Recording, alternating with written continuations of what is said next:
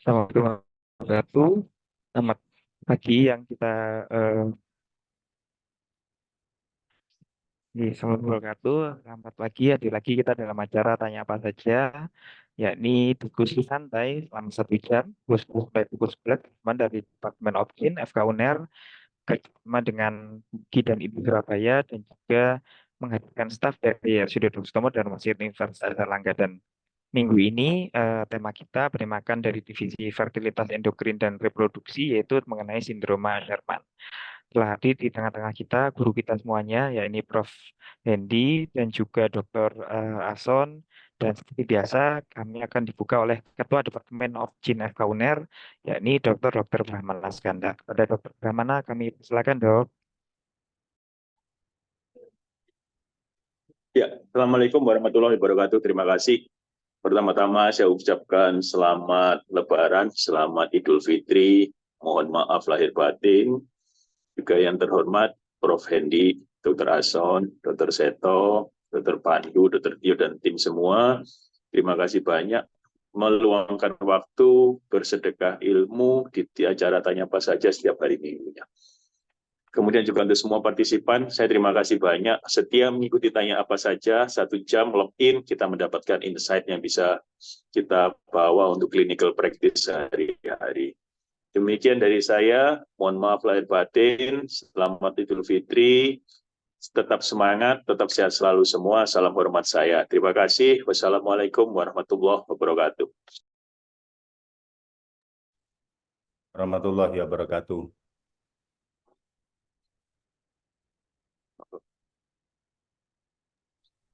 Mas Demir bisa tahu. Oke, matur nuwun kepada Dr. Brahmana selaku Ketua Departemen Opkin, dan sekali lagi nanti akan ada diskusi tanya jawab seperti biasa kepada seluruh peserta. Bila ingin bertanya bisa menggunakan fitur Q&A atau kolom chat, atau juga bisa diskusi langsung dengan mengaktifkan fitur raise hand, sehingga bisa diskusi kepada narasumber kali ini, yaitu Dr. Rason dan kebetulan juga Hendy. Untuk bersingkat waktu, kami persilakan kepada Profesor Dr. Hendy Hendarto sebagai moderator pada acara hari ini untuk bisa membawakan acara. Monggo pada Prof. Hendy, silakan. Terima kasih, Dr. Seto, selaku host pada acara TAS, dan kepada Dr. Brahmana sebagai Ketua Departemen Opkin. Terima kasih memberi semangat kita untuk selalu hadir untuk memberikan ilmu, atau tadi disebutkan sedekah ilmu. Menarik ya, karena saat ini kita lagi merayakan Idul Fitri. Jadi sekali lagi saya akan mohon maaf lahir batin, taqabbal minna wa minkum, taqabbal ya karim, selalu supaya sehat dan selalu bersemangat untuk berpelayanan terbaik pada masyarakat. Sehat sekalian, pagi ini menarik ya, topiknya sungguh luar biasa menurut saya dengan judul Asherman Syndrome. Tentu kita bertanya-tanya, meskipun kita beberapa kali mendapatkan kasus seperti demikian, apa sih sebenarnya Asherman Syndrome itu ya? Sindrom apa sih itu ya? Bagaimana penyebabnya, gejalanya bagaimana, kemudian praktisnya bagaimana kita menangani ini. Nah, bersama kita saat ini 2 narasumber yang tentu sudah tidak kita ragukan ya. Dr. Ason Saadi, beliau Sekretaris Departemen Opkin. Selamat pagi, Dr. Ason. Selamat pagi, Prof.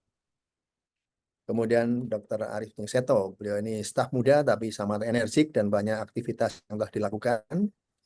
Juga akan memberikan insight, pandangan terbaru mungkin mengenai Sherman Syndrome. Jadi nanti kita bisa langsung berdiskusi tentang apa yang ditemukan selama menangani atau menghadapi pasien Sherman Syndrome. Sebelum masuk ke Q&A atau pertanyaan, kita bisa mungkin diskusi dulu atau sejenak ya, sambil menunggu pertanyaan yang masuk. Mungkin dari Ason atau Dr. Seto dulu memberikan sedikit saja gambaran apa sih Asherman Syndrome ini. Monggo, silakan. Dr. Seto. Dr. Seto ya, silakan Dr. Seto. Oke, matur nuwun, mungkin nanti disempurnakan oleh Dr. Ason. Matur nuwun, Prof. Izin saya sedikit sekilas tentang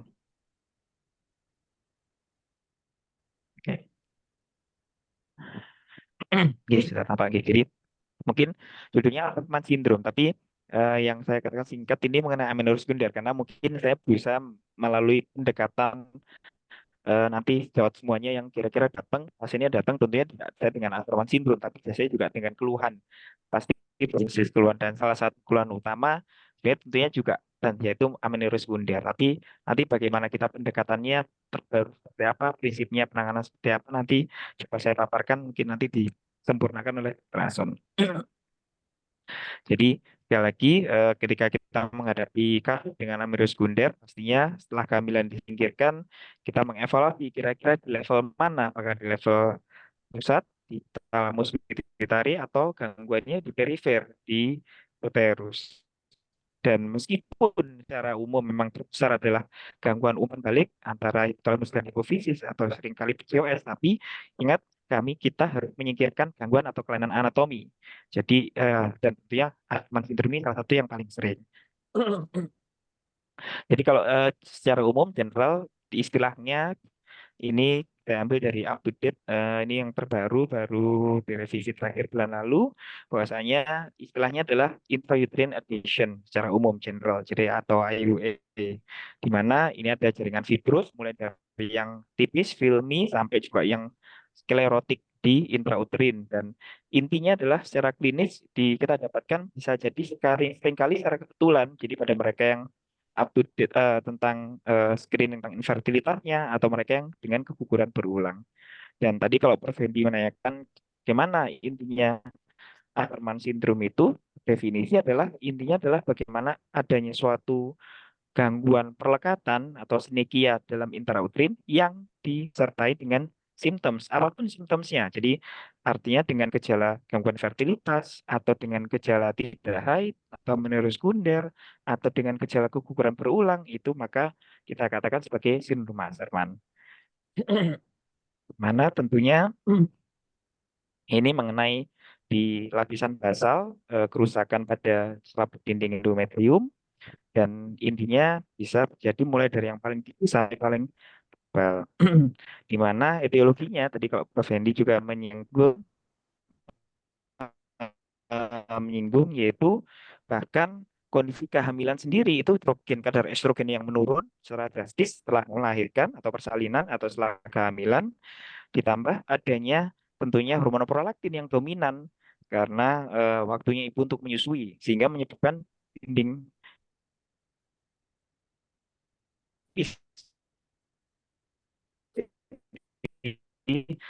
atau prosedur tindakan yang terkait dengan eh, kehamilan, misalnya kebertuan. Kemudian penyakit infeksi, tentunya ada kronik endometritis atau clinical TB.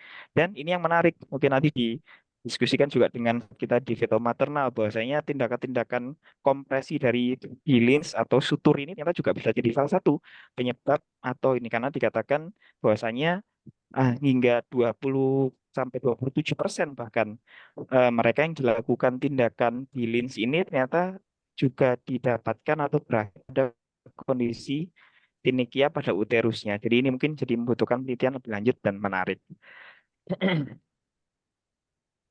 Dan kalau kita dapati ternyata tidak hanya amenorrhea sekunder, sekali lagi dengan gangguan fertilitas secara tidak periksakan HSG atau SIS akhirnya ketemu. Atau bahkan juga dengan dysmenorrhea atau dengan recurrent pregnancy loss juga bisa dan juga dengan secara tidak sengaja kita dapatkan pada mereka yang dilakukan tindakan. Nah, ini adalah pendekatannya sekilas tentang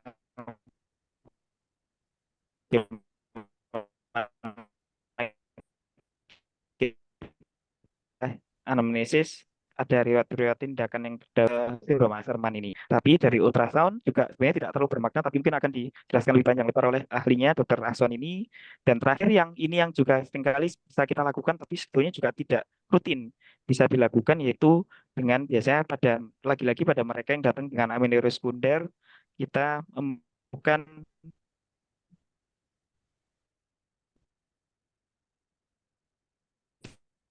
Raul tes dengan seperti Prof. Samsul bilang ada beberapa kali kalau kita temui di jalur primer hati-hati kita harus memastikan atau tracknya harus normal, jangan-jangan nanti kita mungkin malah pasiennya kesakitan karena ternyata juga ada obstruksi di aliran luar. Intinya apapun itu prinsip diagnosisnya adalah dikatakan dari yang baru ini adalah history taking, medical history, dan evaluasi dari kafum uteri. Itu dua itu intinya. Dikatakan pelvic ultrasound sebenarnya tidak terlalu bermakna untuk diagnosis terhadap intrauterine adhesion. Jadi history takingnya, bagaimana gejala menstruasinya, bagaimana riwayat kehamilannya, termasuk persalinannya atau tindakan pasca persalinan atau tindakan kuretase, dan juga evaluasi dari kafum uteri. Itu intinya dua tindakan ini untuk melakukan atau penegakan diagnosis Asherman syndrome. Nah, ini sebagai salah satunya yaitu tindakan salin infusion sonografi. Ini adanya gambaran transfer view, itu ada adhesive bands ini antara dinding anterior dan dinding posterior. Ini ketepatannya, sensitivitasnya bisa sampai 75% kalau dikonfirmasi dengan histeroskopi. Dan keuntungannya tentunya salin infusion ini bisa dilakukan secara poliklinis. Jadi semua tindakannya sederhana, bisa di tempat praktek, bisa dilakukan tindakan SIS.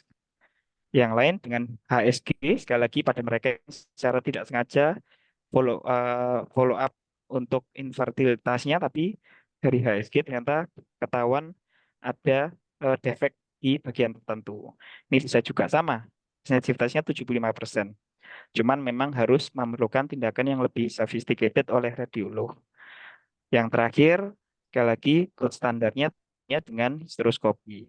Saya tulis di sini office histeroskopi karena sekali lagi justru sebetulnya tindakannya ini sederhana, sekali lagi bisa dilakukan di secara office atau tindakan praktek, tidak, bahkan beberapa tidak memberikan analgetik dulu, dan juga pasien juga tidak perlu puasa dengan kecurigaan ke arah eh,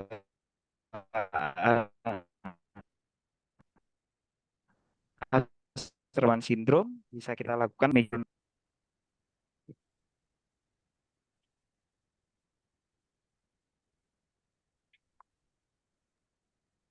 Baik, terima kasih, Dokter Seto. Tadi terakhir sedikit putus-putus ya suaranya tadi ya, mungkin koneksi ya. Oke. Baik, Nggih, matur maaf. kalau kita lihat judulnya sindroma Asherman ya, lihat, wih, luar biasa ternyata setelah dibuka semuanya lewat up to date ya tadi ya datanya. Wih, ternyata banyak hal yang perlu kita ketahui ya. Dan tampilan klinisnya bisa bermacam-macam ini ya. Baik, mungkin Dokter Ason bisa menambahkan dari apa yang disampaikan oleh Dokter Seto. Tambahan sebelum kita diskusi sambil menunggu pertanyaan dari teman-teman. Silakan, Iya, Dokter. ya Prof. Hendy, matur nuwun. Selaku moderator pagi ini saya juga mengucapkan selamat Hari Raya, mohon maaf lahir batin eh, pada yang partisipan ini ya, yang aktif partisipan ini saat ini sudah 100 lebih, menambah sedikit-sedikit. Sebetulnya kita ini masih ada acara halal bihalal, Prof ya. Dokter Seto ini juga dengan kesibukannya, dengan Dokter Brahmana juga menyempatkan ada acara halal bihalal di FK UNER. Tapi dengan kita tetap semangat memberikan ya sharing, sebetulnya sharing tentang kaitannya Asherman syndrome yang mungkin terjadi pada sejawat-sejawat di dalam praktek sehari-hari. Mungkin saya izin share sedikit, menambahkan aja untuk ya melengkapi apa-apa yang belum tadi.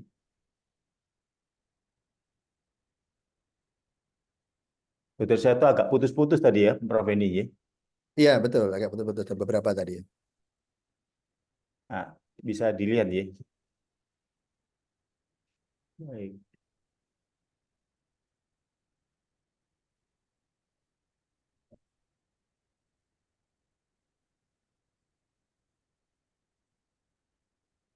Malah nggak bisa ngelihat ini.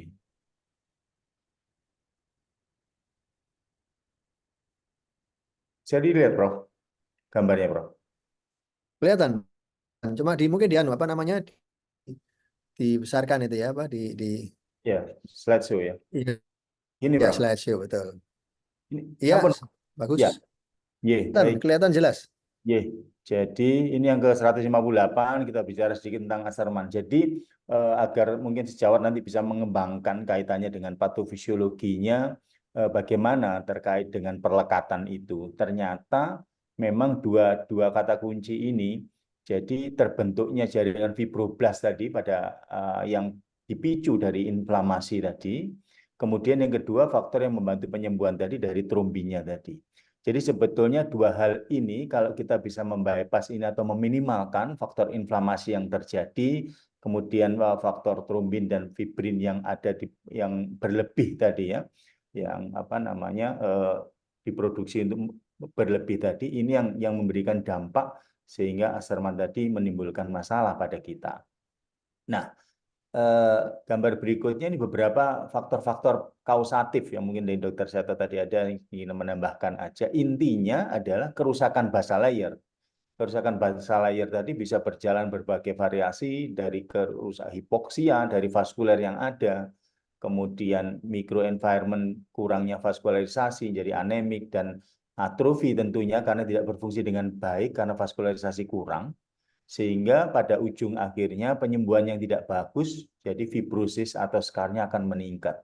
Nah ini kan otomatis yang menjadikan masalah, yang tadi Dr. Seto sebutkan diantaranya yaitu kelainan yang terkait dengan haid. Jadi Dr. Seto menyebutkan tadi histori, itu pentingnya, jadi ada suatu tindakan sebelumnya yang memicu itu tadi, atau infeksi, ada dua hal, itu berakibat sehingga gangguan haid itu yang mudah. Ada yang mulai apa namanya menoragi, kalau yang zaman dulu disebut menoragi, atau oligomenore, ya bahkan sampai terjadi amenore. Itu yang memungkinkan kita mengarah ke sana. Ini beberapa contoh yang saya sampaikan tentang SHG dan ISS, ini gambaran. Sering kita hati-hati jangan terkecoh. Kalau kita menegakkan dengan USG abdomen, itu tidak adekuat sama sekali. Bahkan kalau kita menggunakan USG transvaginal saja bisa sedikit meramalkan, tapi yang gold standard atau dikatakan lebih baik, karena gold standarnya adalah office hysteroscopy tentunya ya, itu dengan salin infusionografi. Jadi gambaran yang normal, ini ada prediksi dugaan, ini sepertinya sudah yang kasus yang lain normal. Baru kita seperti Dr. Seto katakan tadi, menggunakan salin infusionografi atau sonohistrografi, baru akan tampak irregularitas tadi. Dan di sini baru ada kelas-kelasnya untuk menilai apa namanya Asherman syndrome tadi bisa dilakukan. Jadi modal dasarnya kalau kita di daerah gunakan SIS atau SHG ini aja, gitu-gitu. Nah, kaitannya dengan manajemen intinya ada 4 hal tadi. Jadi penanganan adesinya, adesiolizisnya tadi, dan mencegah keberulangan tadi, karena ini cukup tinggi keberulangan, bisa sampai 20% atau 25%.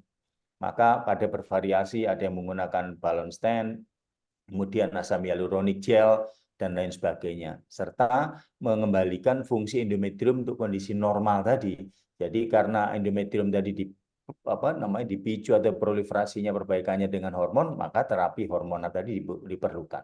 Bahkan kalau istilahnya saya menyebutnya kata-kata endometriumnya gundul, tidak ada endometrium yang bagus, maka stem cell ini akan membantu untuk memunculkan sesuatu yang baru. Dan serta jangan lupa kita selalu pasca tindakan dan memberikan treatment tadi mengevaluasi post operatifnya. Mungkin demikian Prof. Hendi yang bisa untuk men-trigger memulai untuk ada pertanyaan atau hal-hal yang kita bisa sharingkan dengan teman-teman di daerah. Matur nuwun, Prof.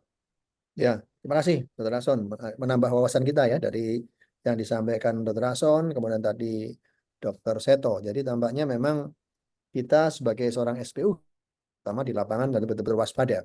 Nah, ada sambil menunggu teman-teman yang lain. Jadi teman-teman silakan untuk masuk ke kolom chat atau Q&A untuk menulis, atau bisa langsung raise hand ya. Nanti kita bisa langsung diskusi. Nah, sebelum pertanyaan itu ada, maka ada menarik tadi Dr. Seto menyampaikan ini dikaitkan dengan amenorrhea sekunder ya Dr. Seto ya. Jadi padahal amenorrhea sekunder cukup banyak ya sehari-hari.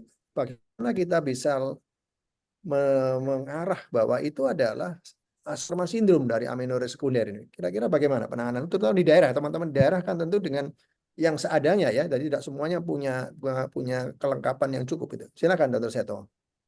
Betul, Prof.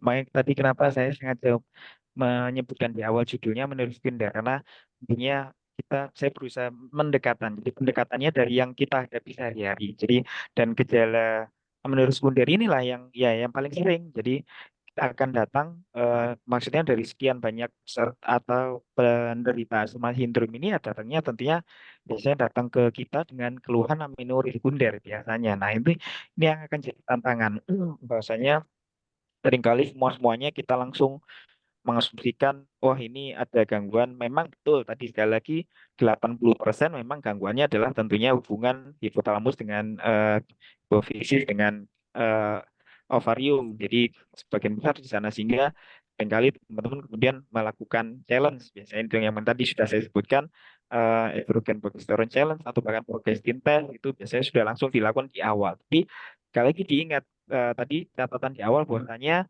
gangguan atau kelainan anatomi, terutama flow track itu juga harus diidentifikasi dulu.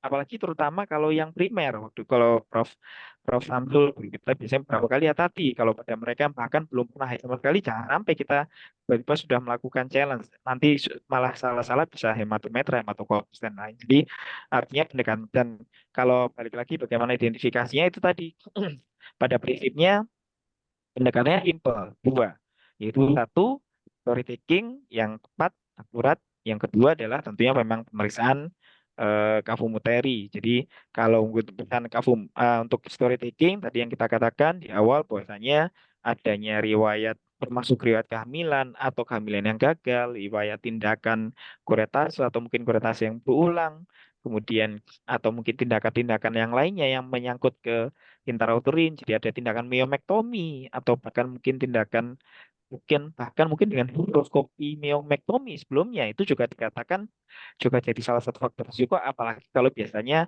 myomnya multiple atau mungkin ada tindakan polip dan itu juga ternyata jadi faktor risiko. Yang kedua dari kita lanjut ke pemeriksaan fisik.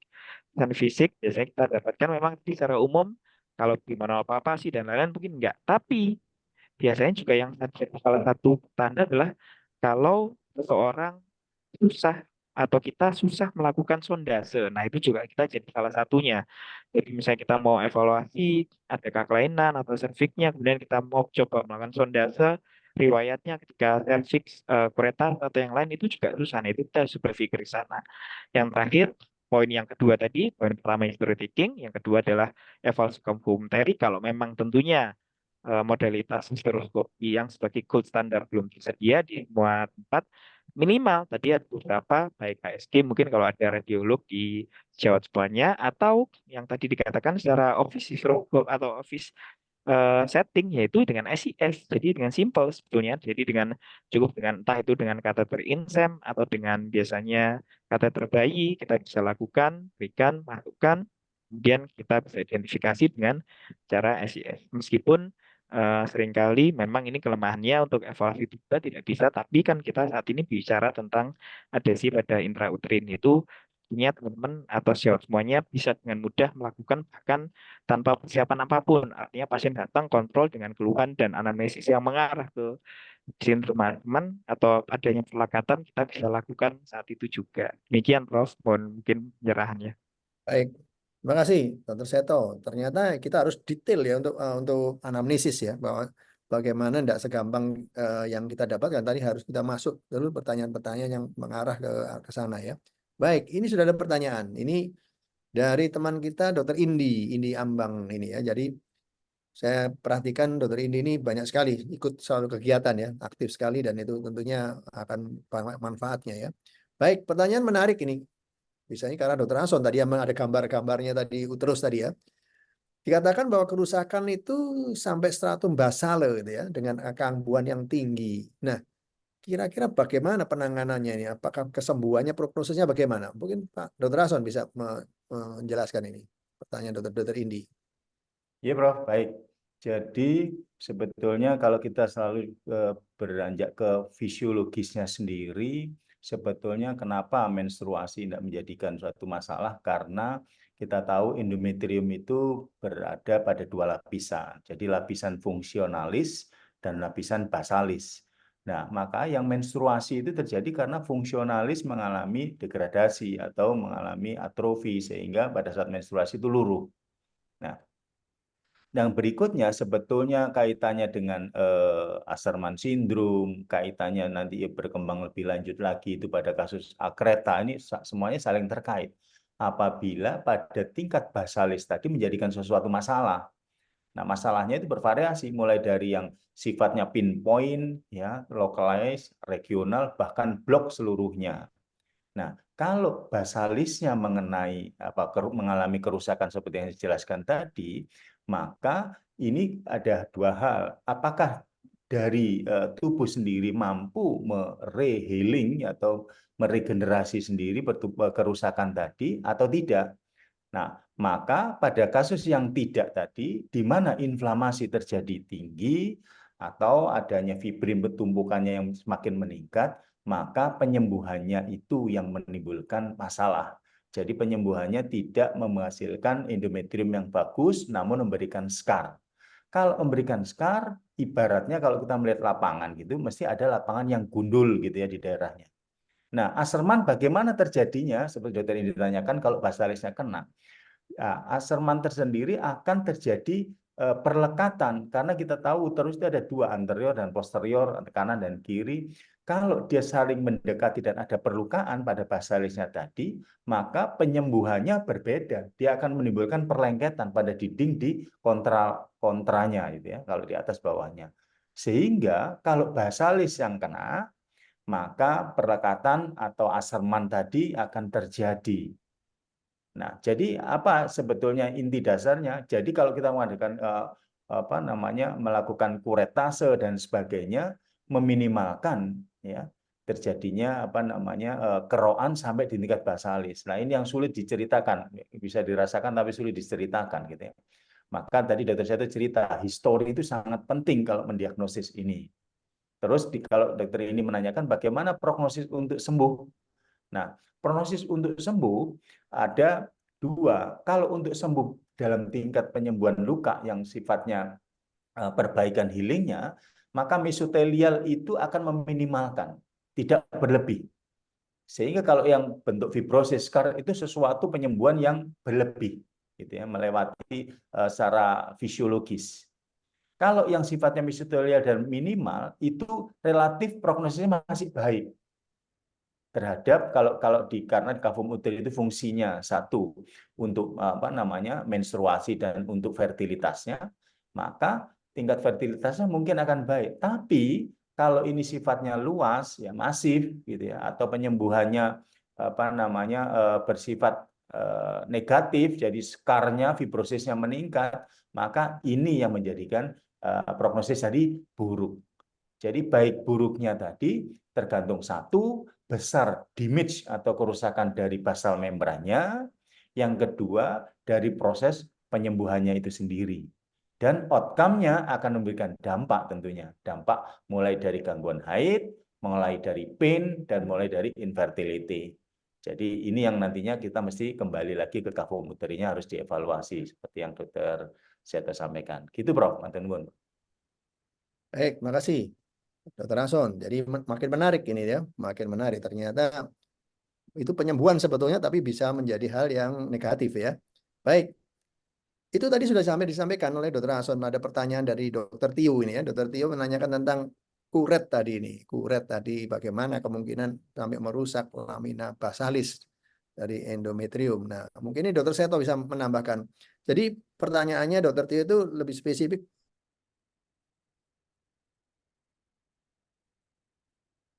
Keputus Prof. Endi sinyalnya ya. Iya, dari satu juga ya. Nggih, Prof. Endi. nggih. Nggak apa-apa, mungkin kita tunggu sebentar.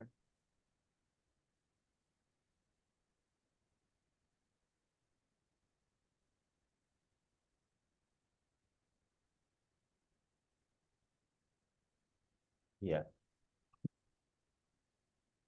Atau bersambil Dokter Seto yang Ini nggak apa-apa, mungkin saya izin membacakan Iya, dulu. Saya kan iya. sekaligus pakai voice. Jadi, Ya, ya. jadi mungkin tadi Prof. Hendi terakhir sepertinya membacakan pertanyaan dari kolom chat. Nah ini, jadi dari Dokter Tio menanyakan bahwasanya apakah ada tips atau teknik kuretase khusus untuk meminimalisir kemungkinan terjadinya kerusakan pada lapisan basalis. Mungkin demikian. Mungkin kalau saya jawab sebentar nanti disempurnakan oleh Berason gitu. Jadi kalau boleh menjawab, jadi tentunya, nah ini Prof. Hendi sudah kembali nih.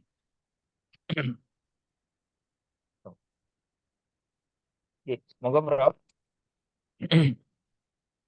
Ya, baik. Ada tambahan dari Dr. Seto atau tambahan dari Nggih, Dr. Ason? Ya, nggih, keep mungkin abstract izin tadi. menjawab yang tadi pertanyaan yang dari Maaf, saya Dr. tadi Tio ya, terlempar Prof. soalnya tadi. Ini yang di kolom chat Ya, iya, tentang iya, teknik khusus untuk meminimalisir kemungkinan. Jadi ya, kalau saya yang ya. paling awal, paling utama ya tentunya kita meminimalisir tindakan koretasinya dulu. Jadi paling mudah kalau saya. Jadi tentunya karena sekali lagi karena Ya. koretase tindakan ini kita tahu jadi salah satu tadi uterine prosedur baik obstetrik maupun non obstetrik. Jadi karena di update itu juga disebutkan. Jadi tindakan yang kenapa tadi kehamilan itu jadi salah satu faktor risiko ya karena bukan kehamilan yang aterem tentunya, jadi kehamilan aterem sendiri, tapi juga kehamilan yang gagal alias abortus. Seringkali kita lakukan tindakan sedikit-sedikit keretase. Nah itu intinya juga, dan juga seringkali yang mungkin kita cermati sekarang bersama, kadang beberapa pasien-pasien dengan blighted ovum. Nah itu yang sebetulnya seringkali dengan obat-obatan saja, medikamentosa saja cukup, tapi mungkin beberapa juga ternyata dilakukan tindakan yang tentunya terus terang nggak gampang.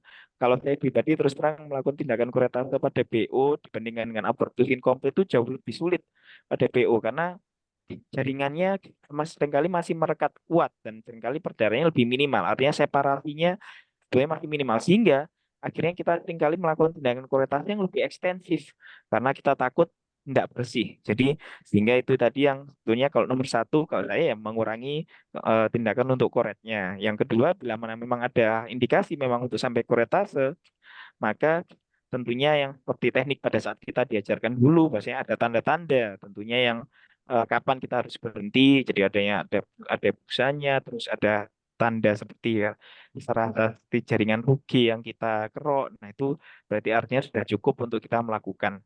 Saya yang tahu sendiri, saya sendiri selalu kayak ke pasien, bahwasanya tidak mungkin kita 100% bersih dengan tindakan sekali kuretase, tapi nantinya kita bantu dengan kelanjutannya dengan obat-obatan sehingga harapannya tidak ekstensif kita melukai lapisan basalisnya. Mungkin berarti mungkin menyempurnakan monggo dok. Baik, terima kasih Dr. Seto. Jadi memang tindakan kuretase, tindakan untuk terapi, membersihkan katakanlah sisa-sisa jaringan konsepsi yang sudah gagal, tapi juga bisa bermasalah kalau kita terlalu agresif, terlalu dalam demikian ya. Jadi tentunya perlu latihan skill deh ya, ya apapun demikian. Kita lanjutkan dulu aja pertanyaannya yang ada ya. Ini ada pertanyaan dari teman juga yang ada di kolom chat. Itu apakah sindroma Asherman ini berlaku juga untuk yang adesi kongenital? Nah, ini ada sekarang ada istilah adesi kongenital ya. Apakah ada batasan usia ini? Mungkin Dr. Aso nanti bisa menambahkan ya. Kira-kira awal untuk Asherman itu ada batasan usia enggak? Kalau katakanlah kalau sekian ini adalah bawaan gitu katakanlah kongenital. Nah, kemudian berlanjut lagi, andai kata kita melakukan hysteroscopy office ya, office hysteroscopy, kemudian ditemukan adesi, apakah langsung kita lakukan adiolisis tanpa anestesi? Nah, ini tanpa anestesi ini bagaimana ini kira-kira? Dr. Ason mungkin ada dua pertanyaan tipe ini yang mungkin bisa dijawab satu persatu. Iya, Silakan. matur nuwun Prof. Hendi. Jadi yang kaitannya pertama dengan kongenital. Jadi kalau per definisi pun ada satu jurnal, saya lupa ya, itu membagi mereka itu sebetulnya Asherman syndrome atau intrauterine adhesive. Itu berbeda deh yang menyebutkan. Cuman saya lupa jurnalnya ya. Nah, intinya yang saya ingat itu hati-hati kalau yang intrauterine adhesive itu terkait dengan kehamilan. Sedangkan yang yang non atau Asherman tadi itu relatif tidak terkait dengan kehamilan.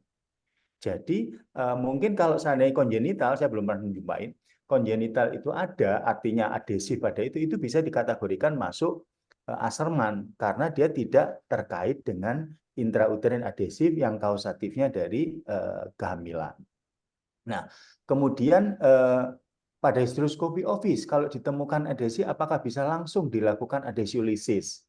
Baik, sebetulnya kalau saya menyarankan bagi sejawat-sejawat di daerah, tentunya nomor satu kita melakukan sebelum tindakan, ada tindakan pendahulu-pendahulunya yang sifatnya mengantarkan kita untuk tidak bersalah gitu ya.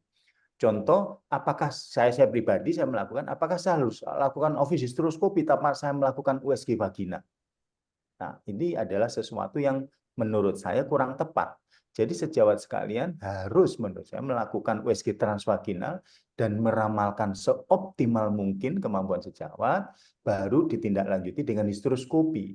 Sehingga office histeroskopi itu sejawat akan menilai ini kemungkinan ada, itu sudah ada, memprediksi tadi. Ya. Dan dibantu apalagi sebelumnya dengan SIS atau SHG akan lebih mudah. Beberapa klasifikasi dari Asherman syndrome itu ada yang bervariasi dengan menggunakan HSG, itu ada klasifikasinya. Ya, ada Mars, ada si Lin, dan yang sering dipakai itu kelompok dari Esri. Walaupun ini semuanya kelompok tahun lama semua, 19-an, 80-an sekian gitu. Yang intinya mereka ada membagi dengan jumlah atau luasnya perlekatan. Ada yang mengelompokkan dari 1/4, 3/4, dan lebih dari itu. Jadi ringan, sedang, berat. Ada yang mengelompokkan dari tingkat kualitas perlekatannya. Dari yang filmy, kemudian yang moderate, bahkan yang lebat sekali. Yang kelompok dari Esri itu bahkan menunjukkan bahwasanya dia sudah regio, kayak si cervix tadi. Kalau dia daerah superior, cavum uteri tadi, terbebas, ini termasuk ringan. Nah, dari kesemuanya itu apa yang kita ambil suatu analisisnya terkait dengan pertanyaan ini, dan tentunya ada yang kelompok tadi yang tahapan-tahapan atau kelompok klasifikasi tadi itu yang bisa menyebutkan salah satunya kata-katanya itu kalau kamu bisa menggunakan histeroskopi untuk melakukan menginsisi atau mengeksisi, jadi sehingga terbuka, itu dilakukan, dia kelompoknya akan lebih ringan. Namun pada yang tidak bisa, istilahnya kalau saya mengatakan disodok gitu ya, bahkan menggunakan sonde saja itu bisa. Kalau yang filmy gitu, yang tipis gitu, dilakukan, kita melakukan sonde, terasanya bles gitu ada. Nah, ini termasuk tergolong perlekatan atau adhesif yang skalanya ringan sampai moderate. Jadi memang diperbolehkan. Ya, jadi sekaligus melihat, tapi hati-hati. Perannya tadi kita menggabungkan antara histeroskopi office dengan USG transvaginal tadi agar kita tidak false root. Kalau seandainya ragu bagaimana? Bisa dikombin dengan OSG abdomen, kita melakukan histeroskopi dari bawah. Itu yang membantu. Jadi takutnya adalah jangan sampai melebihi dampak atau yang terjadi dari tindakan kita. Karena kejadian setelah adhesiolisis tadi bisa menyebabkan Asherman lagi itu juga tinggi juga. Maka ada berbagai faktor risiko yang bisa menyebabkan terjadinya Asherman syndrome ini. Jadi itu Prof. Hendi mungkin yang bisa saya sampaikan. Ya, terima kasih, Dr. Ason. Tidak gampang ya rupanya ya, Dr. Ason ya. Baik, kita lihat lagi ke Q&A. Ada beberapa teman, Dr. Leni Yusuf. Selamat Idul Fitri. Ya, mohon maaf lahir batin sama-sama ya. Semoga tetap sehat. Kemudian berikutnya ada Dr. Halida. Nah, ini tentang tata laksana ini. Mungkin bisa dijawab bergantian nantinya, Dr. Seto sama Dr. Ason. Saya udah Bagaimana? Dr. Yulisa, Prof. Ini yang kaitannya slide-nya Prof. Hendi ya. Dr. Seto tentang bilin tadi. Ada di atasnya Mbak Leni Yusuf, Dr. Leni Yusuf, Dr. Yulisa Ani.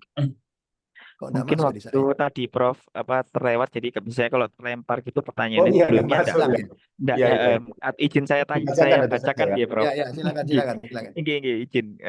Jadi dari Dr. Yulisa Ani ini juga lulusan kita juga dari Surabaya juga ini. Jadi makasih Prof. Hendi, Dr. Ason, saya menarik dari pembahasannya. Saya tertarik bagaimana mengenai bilins yang diduga bisa menjadi faktor penyebab Asherman karena kami di daerah seringkali melakukan tindakan bilins modifikasi Surabaya untuk mencegah HPP saat SC.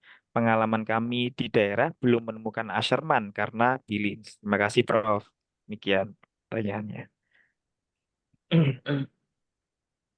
Ya, mungkin Dr. Seto terkait dengan slide-nya Dr. Seto bisa menjelaskan. Ya.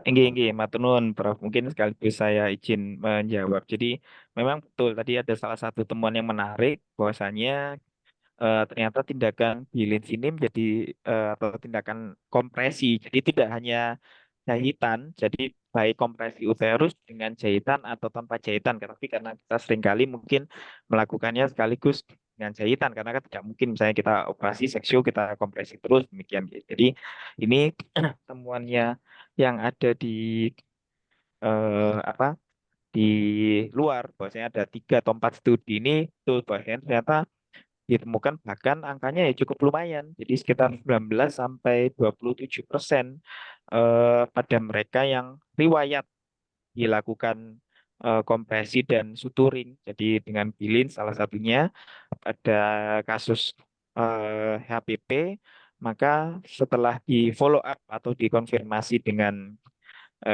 histeroskopi, ternyata juga didapatkan adesi meskipun dengan derajat yang macam-macam. Nah, ini terus kemudian kalau saya baca lebih lanjut, jadi tentunya ya tidak hanya kompresi saja, tapi itu tadi, jadi istilahnya dievaluasi, ternyata ada beberapa jadi sinekia pada uterusnya dengan beberapa derajat setelah dikonfirmasi dengan histeroskopi. Tapi ya tentunya kita tidak serta-merta nomor satu ya pasti kita maternal saving dulu pastinya.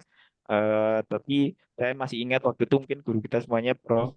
Dokter Ujo kalau waktu alarm menyatakan baik kita juga seperti kuret tadi, mungkin kita juga perlu sedikit bersabar. Kadang kita nggak sedikit-sedikit melakukan tindakan kompresi suturing jadi dengan bilins prosedur karena bisa jadi mungkin dengan uterotonika dulu atau dengan observasi dulu atau dengan obat-obatan agen kontraktilitas uterus yang lain maka kalau kita sedikit lebih bersabar sehingga kita sedikit kurang rate kita untuk melakukan tindakan bilins karena ternyata juga menjadi faktor risiko di kemudian hari. Susahnya adalah tentunya kita susah untuk melakukan follow up seringkali. Tapi mungkin kalau di teman-teman yang di daerah ya mungkin pasien juga tidak kemana-mana sehingga beberapa kali menemukan mungkin hamil kedua, ketiga bisa datang. Tapi tidak menutup kemungkinan bahwasanya ternyata pasien yang kita lakukan bilins prosedur di kemudian hari, kemudian pasiennya juga akhirnya datang atau jatuh dalam kondisi amenorrhea bundar akibat asthma sindrom. Saya yakin juga follow up-nya juga lebih susah pada mereka yang kita lakukan karena ini bisa terjadi atau develop bertahun-tahun kemudian. Jadi mungkin salah satunya itu ini hanya sekedar fakta saja, tapi sekali lagi ya tentunya kembali lagi maternal saving nomor satu. Mungkin demikian, Prof. Tenun. Ya, Baik, terima kasih. mungkin nambahi, Prof. Silakan. Oke. Silakan, Pak Hasan. Tadi yang ditanyakan dokter siapa? Yulisa tadi, menarik itu, Pak Seto. Kalau saya boleh mengurai ya, Billings kenapa kok terjadi Asherman tadi? Sebenarnya dia seperti yang saya ceritakan tadi, dia nggak masuk Asherman, dia masuknya adalah intrauterin adesi. Jadi karena titik awal semua dimulai dari kerusakan basal layer. Ya. Kalau kita menusukkan atau melakukan trauma basal layer di depan, kemudian diteruskan ke belakang, jadi yang kontranya sampai menembus ke posterior untuk terjadi bilin. Kita hampir bisa pastikan kalau seandainya terjadi adesi intrakavitar adesi atau mungkin disebut Asherman ya walaupun nggak tepat ya, itu di daerah tempat tusukannya tadi. Jadi pada sepertiga bawah tentunya. Nah, ini yang mendasari bahwasanya kenapa kok kalau seksio kok nggak bisa terjadi adesi? Karena di kontranya dia tidak luka, tidak mengalami perlukaan. Ya. Nah, pada bilin itu di depan dan di belakang anterior dan posterior mengalami perlukaan. Sehingga pada bilin tadi memicu kerusakan tadi kalau seandainya healingnya nggak bagus, maka muncullah itu. Satu, karena damage pada basal layer sudah terbentuk. Dan yang kedua, kita harus selalu melihat postoperatif resiko. Artinya apa? Apa yang bisa ditimbulkan dari risiko bilin atau tindakan itu yang meningkatkan terjadinya adesi tadi? Kita tahu bahwasanya setiap postoperatif tergantung dari durantenya. Kalau bilin karena HPP. Nah, pendekatan perdarahan tadi disebutkan si Landorf itu mengatakan hati-hati kalau perdarahanmu lebih dari 500 cc, lama operasimu bisa lebih sampai 2 jam gitu ya. Maka resiko untuk terjadinya komplikasi di mana pada kasus ini intrakavitar adesi tadi akan meningkat. Jadi satu damage-nya pada basal layer terjadi, faktor resikonya juga akan bertambah, maka bisa terjadi. Jadi sehingga bilins tadi bukan berarti tidak mengandung resiko, tapi itu salah satu efek yang perlu kita waspadai. Itu, terima kasih. Baik, terima kasih, Dr. Hasan. Menambahi dari apa yang Dr. Seto, jadi bagaimana kemungkinan terjadinya adesi gitu ya. Baik, tadi saya kelewatan ya pertanyaan yang tadi ya. Ada pertanyaan ini yang di bawah ini dari Dr. Halida ini ya, tentang tata laksana. Ini mungkin bisa dijawab dari dua sisi, mungkin Dr. Rason sama Dr. Seto. Yang simpelnya bagaimana? Yang simpel yang bisa dilakukan di daerah dan bagaimana harus pakai stem cell itu mungkin yang untuk di center-center rujukan. Silakan mungkin Dr. Seto dulu. Kira-kira bagaimana yang simpel penata laksanaan untuk sindrom Asherman? Silakan Pak Seto. Nggih, matur nuwun, Bro. Jadi memang betul bahwasanya yang kalau paling ideal dan juga sekarang sudah banyak modalitasnya baik dengan stem cell atau dengan PRP dan yang lain-lainnya mungkin bisa dilakukan. Tapi tentunya kita tahu tidak semua rumah sakit mempunyai bank jaringan. Jadi tentunya modalitas untuk adanya stem cell ini juga tidak mudah, apalagi untuk memprosesnya dan juga penyediaannya. Jadi seringkali ada banyak tata cara simpel. Jadi kadang kalau misalnya syukur-syukur nanti dari Jawa semuanya bisa melakukan tindakan apa untuk adhesiolisis atau koreksi terhadap intrauterine adhesionnya atau mungkin dengan Asherman sindromnya, maka mungkin salah satunya yang paling mudah ya kita biasanya selain dengan membran dengan stem cell itu salah satunya dengan IUD. Mungkin itu yang saya yakin insya Allah dimanapun Jawa berada itu tersedia. Jadi meskipun sebenarnya juga ada kontraindikasinya juga ada kontroversinya juga ini Prof menariknya. Jadi IUD di satu sisi ini sebenarnya juga salah satu cara yang paling simpel untuk memprevent atau mencegah adesi formasi setelah reseksi cara pembedahan baik itu dengan kuretase ya, atau bahkan dengan histeroskopi dengan myomectomy atau kemudian yang lainnya. Tapi di sisi lain juga memang iodin menjadi salah satu mungkin juga jadi penyebab formasi dari adesi itu sendiri, tentunya bila mana dia berperan sebagai port de entry atau sebagai jalan masuk adanya inflamasi atau infeksi. Makanya tadi yang seperti penjelasan di slide saya, kejadian inflamasi atau infeksi ini menjadi salah satu faktor risiko terjadinya atau etiologi terjadinya Asherman syndrome, dan diperberat lagi atau dipermudah lagi bila mana mungkin juga adanya intrauterine device. Tapi di sisi lain kalau kita melakukan tindakan secara aseptik dan benar pada saat pemasangannya setelah tindakan, maka insya Allah itu juga menjadi salah satu cara paling sederhana yang bisa dilakukan secara semuanya di daerah. Mungkin nanti disempurnakan Dr. Hasan, monggo, Prof. Terima kasih Dr. Seto. Dr. Rason menambahkan tentang penata laksanaan yang simpel ini. Ya, jadi penata laksanaannya prinsipnya karena ini perlekatan, nomor satu bebaskan perlekatan. Ya, jadi itu nomor satu. Kemudian pasca pembebasan perlekatan agar tidak terjadi berulang itu bagaimana? Nah, kalau kita lihat yang nomor satu dulu, adhesiolisis atau membebaskan perlekatan ini disebutkan. Teknik ini sangat berpengaruh. Jadi semakin meminimalkan teknik, ya dengan memisahkan tadi, maka terjadi perlekatan lagi akan semakin minimal. Contoh misalnya, ada yang teman-teman tadi yang saya ceritakan, kadang kita kebetulan aja menggunakan sonde bisa jeblus gitu ya. Itu lebih baik disonde dengan minimal atau daripada dia didilatasi terus dikuret. Kalau seandainya dengan yang filmi tadi dengan ringan, maka itu lebih menguntungkan. Tapi lebih bagus lagi dilakukan histeroskopi operatif karena semua terkontrol dan kita melakukan eksisi dengan AFU. Maka ini akan lebih baik lagi. Lebih baiknya terhadap apa? Terhadap penyembuhan dan terhadap terjadinya Asherman berulang. Jadi satu, dari teknik itu yang perlu kita garis bawahi, teknik pengelolaannya, surgikalnya. Yang kedua baru bagaimana kita mencegah untuk tidak terjadinya adhesiolisis, adhesi lagi ya, adhesion lagi. Ada beberapa hal yang ditawarkan yang sudah ada saat ini bahkan kita sering gunakan. Itu satu kelompok yang absorbable. Jadi kelompok gel absorbable yang bisa diserap sebagai barrier. Mungkin maaf saya kalau saya menyebutkan nama mungkin sehingga sejauh jadi ingat ada Guardic Gel, Guardic Sol. Sebetulnya macam-macam dari produk ini yang dahulunya juga ada. Itu mereka mengalami proses perbaikan-perbaikan yang sifatnya tidak memberikan residu dan dampak ke kemudian hari.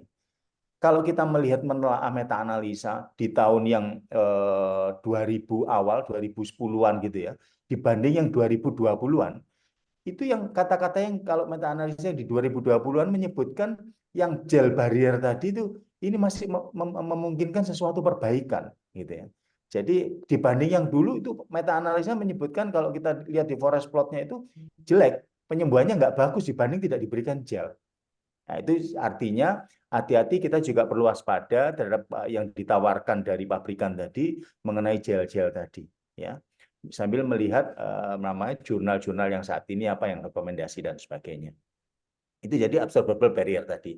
Yang kedua, yang tadi Dr. Seto sempat singgung, yaitu physical barrier. Physical barrier berarti apa? Kita menanam atau fisik atau zat-zat apa yang mekanik sehingga tidak terjadinya perlekatan antara atas bawah kiri kanan tadi. Ya, saat ini yang ada itu 3. Satu, balon stenting yang dikatakan ini karena sudah dibentuk seperti kavum uteri. Ini yang seperti seolah-olah lega artis kavum uteri demikian. Namun biayanya mahal. Ya.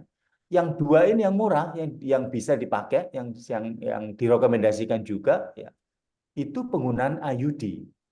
Sayangnya IUD yang paling baik kalau sejawat menggunakan itu yang tipe lip slope.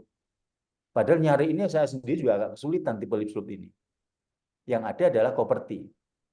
Nah, untuk tidak lebih menciderai lagi di kemudian hari, sejawat harus melepas tembaganya. Kalau untuk mencegah itu pasca kita adhesiolisis. Karena CU yang ada di situ tadi itu merangsang inflamasi, bahkan kalau setelah itu dia akan menimbulkan adhesi lagi.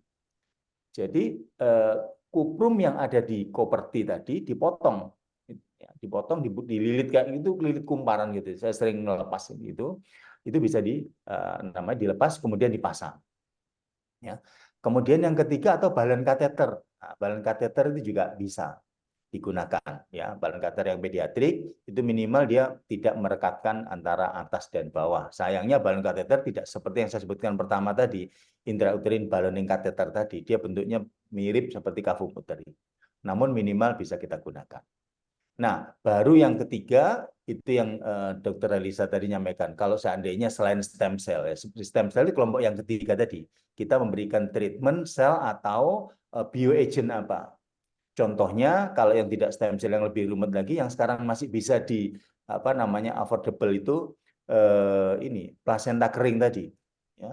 Membran, placental membran itu membantu sekali bahwasanya merangsang pertumbuhan dari stem cell yang ada di dalam kavum uteri tadi untuk lebih tertrigger tadi, terstimulasi. Ini yang mungkin. Jadi bahkan kalau tadi menggunakan IUD tadi, dililit atau dibalut dengan membran placental kering tadi, yang sudah diproses tadi, dimasukkan ke dalam. Ini sangat membantu bahwa pengalaman kami juga pernah ada yang sampai bisa hamil dari yang mengalami adhesi apa Asherman tadi yang tidak bisa, kemudian yang gangguan haid sampai haid yang normal juga ada. Dan yang keempat itu hormonal. Hormonal itu langkah lanjutannya untuk menumbuhkan proliferasi itu lebih bagus lagi. Tentunya kita tahu semua bahwasanya penggunaan estradiol dan penggunaan progesteron ini adalah suatu seks steroid yang sangat membantu apa namanya proliferasi dari sel endometrium yang sudah kita upayakan untuk terpicu tadi. Demikian Prof. Edi. Matur nuwun. Ya, terima kasih Dr. Ason. Baik, ini ada satu dari dokter senior ini, Dr. Danu Teguh. Baik, ini masih kembali terkait dengan Billings tadi ya. Jadi setelah tindakan Billings, kemudian terjadi perlekatan, ya munculnya amenorrhea. Jadi artinya segera amenorrhea, begitu ya kira-kira Pak Son yang tadi atau Pak Seto terjadinya perlekatan atau adhesi setelah dilakukan tindakan Billings. Nggih, Prof. Mungkin izin menjawab Ya. karena mungkin dari slide saya. Jadi memang ini baru sedikit data yang bisa kami dapatkan. Jadi kurang lebih ada 3 studi ini yang mengevaluasi secara ya ini studi yang bagus karena artinya ya studi yang retrospektifnya juga nggak main-main. Jadi karena ada dilakukan di Prancis, di Mesir dan juga satu lagi di Amerika. Jadi bahwasanya mereka melakukan long term retrospective study pada mereka yang tidak datang dengan keluhan amenorrhea tidak, tapi intinya bahwasanya semua pasien yang dulu dengan riwayat dilakukan Billings prosedur, jadi artinya dengan indikasi tertentu, tentunya dengan medical record yang baik, maka semuanya dilakukan secara tentunya sukarela dievaluasi kafumuterinya. Itu tadi kita dapatkan memang kurang lebih bisa angkanya bisa mencapai hampir 25%, 7% dilakukan salah satu studinya. Cuman memang di beberapa literatur ini tidak dijelaskan lebih detail kira-kira berapa lama rata-rata eh, dievaluasi karena tergantung dari keluhan pasien juga ketika datang. Cuman memang ada salah satu studi menyebutkan ya mereka melakukan dari tahun 2005 sampai 2011. Jadi kurang lebih ya sekitar minimal sekitar 6 tahun, 7 tahun pasca dilakukan tindakan Billings itu ternyata mereka mendapatkan itu tadi kurang lebih hampir 25% didapatkan adanya intrauterine sinergi. Tapi sekali lagi sebetulnya tidak langsung segera dan observasi serta adanya keluhan adanya haid yang tidak teratur, termasuk juga yang tadi menarik adalah tidak melulu hanya sekedar amenorrhea sekunder, tapi keluhan ya infertilitas secara umum dan juga nyeri. Jadi nyeri pada saat haid ini juga terkait dengan adanya gangguan sinekia pada uterusnya dan tergantung dari derajat ringan beratnya dari penyakitnya. Mungkin kalau saya boleh menampilkan sekilas ini tadi yang dijelaskan oleh Dr. Ahsan tadi ada dari ASRM maupun dari ESRE bahwasanya ini didebatkan ini eh, dari gambaran ini dari yang ASRM ini, jadi mulai dari berapa besar, jadi apakah kurang dari sepertiga bagian atau tiga sampai 2/3 atau bahkan lebih dari 2/3 dari keseluruhan luas kavum uteri, apakah derajatnya hanya berupa lembaran-lembaran tipis filmi saja atau bahkan sampai pekat sampai fibrotik ini juga sangat mengganggu. Termasuk juga bagaimana pola haidnya, apakah tetap normal atau jarang-jarang atau bahkan tidak haid sama sekali. Tergantung juga ditambah dengan data dari HSG maupun histeroskopi ini menurut saya salah satu cara yang untuk kita evaluasi bagus ini jadi dari ASRM juga maupun dari ESRI. Mungkin demikian Prof. Matur nuwun. Ya, Ya. terima kasih. Ini lebih lengkap ya dari ASRM tentang bagaimana eh, gradasi dari terjadinya ADC tadi. Baik, sejawat sekalian, waktu telah menunjuk ke akhir ini ya. Menunjuk ke akhir, jadi mungkin sebagai penutup dari diskusi ini, tentunya bisa Dr. Rason, Dr. Seto bisa memberikan take home message secara singkat saja tentang Asperger syndrome. Mungkin dimulai dari Dr. Rason dulu, silakan Dr. Rason, take home message. Ya, iya. Jadi sebagai apa namanya penutup atau mungkin kita sharing kita ini apa yang bisa kita optimalkan terhadap pelayanan pasien kita. Satu, terkait dengan Asperger syndrome kita tahu semua tindakan yang terkait dengan kavum uteri yang menciderai dinding endometrium, perhatikan kita mesti waspada, jangan-jangan kita juga melukai bagian apa namanya basal layer. Otomatis konsekuensinya pada penyembuhannya nanti akan bisa berdampak jadi Asperger syndrome dan sebagainya. Kemudian pada penyelesaian tindakan-tindakan tadi, tolong kita harus sangat-sangat berhati-hati agar tidak menjadikan suatu Asperger syndrome tadi termanifest, ataupun kalau kita melakukan adhesiolisis, suatu langkah untuk menyiapkan jangan sampai terjadi yang kedua kalinya, karena angka kejadiannya cukup tinggi. Kemudian jangan berhenti pada adhesiolisis saja, pikirkan adanya adhesi barier yang kita gunakan minimal yang bisa kita manfaatkan di daerah itu menggunakan IUD, lip slope atau koperti yang tembaganya dibuang. Dan pasca itu juga kontrol dengan menggunakan hormon kurang lebih 2-3 bulan. Karena kita tahu penyembuhan luka di awalan untuk menentukan keberhasilan baik tidaknya inflamasi tersebut terjadi pada kurang lebih 5 hingga 8 hari. Namun evaluasi yang sesungguhnya bisa kita lihat pada 3 bulan pasca kita tindakan. Semoga dengan kita lebih berhati-hati mengoptimalkan apa upaya kita terhadap pencegahan adhesi intrauterin akan menyelamatkan kita dan pasien tentunya di kemudian hari. Saya kira demikian Prof. Fendi dari saya. Terima kasih. Salam sehat. Ya, Assalamualaikum warahmatullahi wabarakatuh. terima kasih. Waalaikumsalam, Dr. Rason. Dr. Seto, take home message Oke, singkat. Pak Tono, Prof, singkat saja. Jadi bahasanya sekali lagi pasien datang tentunya dengan keluhan. Amenorrhea sekunder bukan salah satu keluhan yang paling sering. Dan sekali lagi mengingatkan tidak langsung kita berpikir tentunya memang bagian besar HBO aktif, tapi juga kita harus menyingkirkan adanya kelainan anatomi. Prinsipnya pendekatan sekali lagi ada dua, satu adalah history taking yang tepat, akurat dan lengkap, tentunya dengan faktor risiko tindakan, prosedur pada uterus dan juga infeksi yang lain. Dan yang kedua adalah yang paling definitif kita mengevaluasi tindakan atau kafum uteri dengan yang sophisticated memang tapi gold standard dengan hysteroscopy tapi tidak ada bisa dengan lebih sederhana dengan HSG maupun yang paling sederhana dengan SIS. Mungkin demikian Prof. Matenun. Terima kasih, Dr. Seto. Sejauh sekalian, dengan demikian kita telah mencapai waktu akhir dari acara TAS hari ini.